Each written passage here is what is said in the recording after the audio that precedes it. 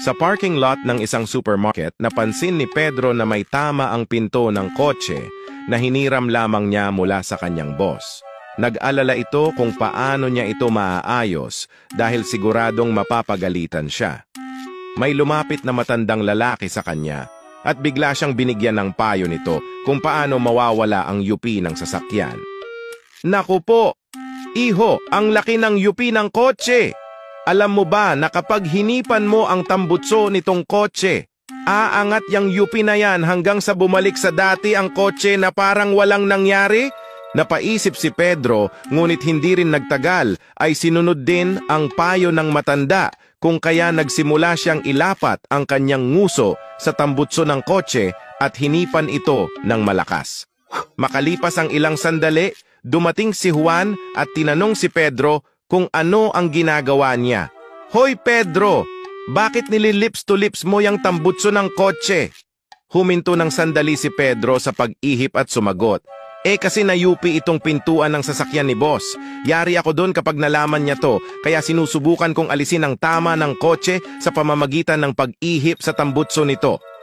Tumawa ng husto si Juan at nagsalita muli. Tol, ang mo. Kahit anong ihip ang gawin mo dyan, hindi gagana yan. Bakit naman? Tanong ni Pedro. Kasi naka-open lahat ng bintana. Sagot ni Juan.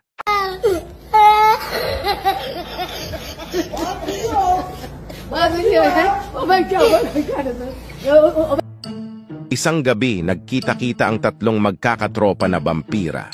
Nais nilang magpaligsahan para malaman kung sino ang pinakamahusay sa kanilang tatlo. Bigla na lamang umalis ang unang vampira at bumalik pagkatapos ng 15 segundo na may dugo na tumutulo mula sa kanyang mga pangil. Nakikita nyo ba yung bahay doon? Tanong ng unang vampira. Oo, sagot ng ibang vampira. Inubos ko ang pamilya sa loob nun at walang itinirang dugo. Mayabang na sabi ng unang vampira.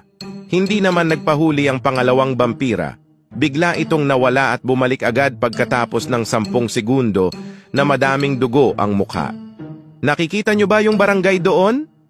Tanong ng pangalawang vampira. Oo, sagot ng ibang vampira.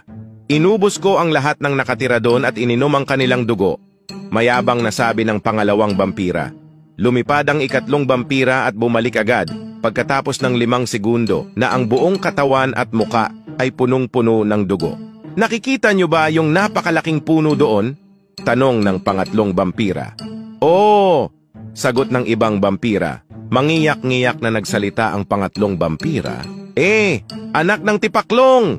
Hindi ko nakita! Sugat-sugat tuloy ang katawan ko ngayon!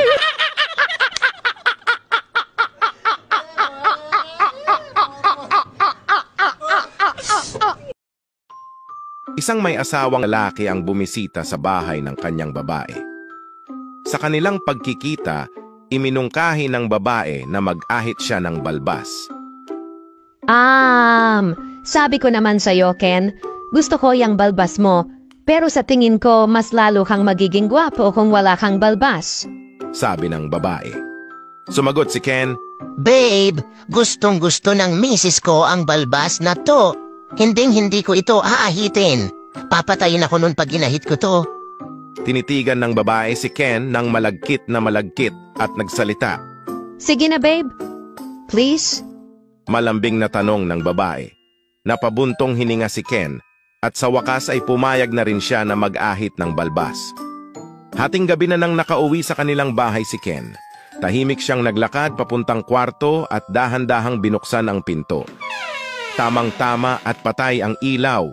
Gumapang siya paakyat ng kama habang natutulog ng mahimbing ang kanyang asawa. Maya-maya lang ay bumiling sa higaan ang kanyang misis. Sa pagbiling nito, di sinasadyang naipatong ng misis ang kamay nito sa mukha ni Ken. Dahil nga doon ay nagising ang babae. At dahil madilim sa kwarto, sinalat-salat nito ang mukha ng lalaki at biglang nagsalita. Naku, Tony! Hindi ka dapat nagpunta dito. Malapit nang dumating ang asawa ko.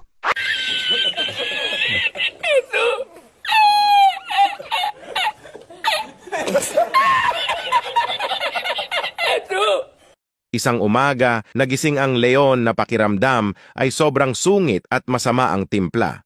Lumabas siya at hinarap ang isang maliit na unggoy, sabay sigaw. Sino ang pinakamakapangyarihan sa lahat ng hayop sa kagubatan? Nanginginig na sagot ng unggoy, ikaw, dakilang leon. Pagkatapos, hinarap ng leon ang isang baka at malakas na bumulalas. Sino ang pinakamakapangyarihan sa lahat ng hayop sa kagubatan? Takot na sagot ng baka, o dakilang leon, ikaw ang pinakamakapangyarihan sa kagubatan. Lalong lumakas ang loob ng leon, nilapitan niya ang isang elepante at sinigawan, Hoy elepante! Sino ang pinakamakapangyarihan sa lahat ng hayop dito sa kagubatan? Sa isang iglap, mabilis na dinampot ng elepante ang leon gamit ang kanyang mahabang ilong. Inihampas ang leon sa puno ng ilang ulit hanggang sa ito ay parang lantang gulay na. Pagkatapos, tinapakan ng elepante ang leon hanggang magmukha itong lukot na tsampoy at naglakad papalayo. Ang leon na hinang-hina nang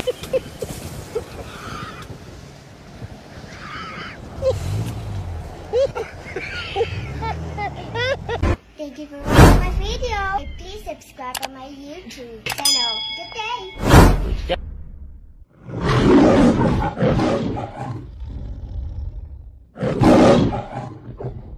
Oh my god. You're so awesome, Lawrence Lim. It's Lawrence Lim with the W. This is the day that you will always remember as the day that you...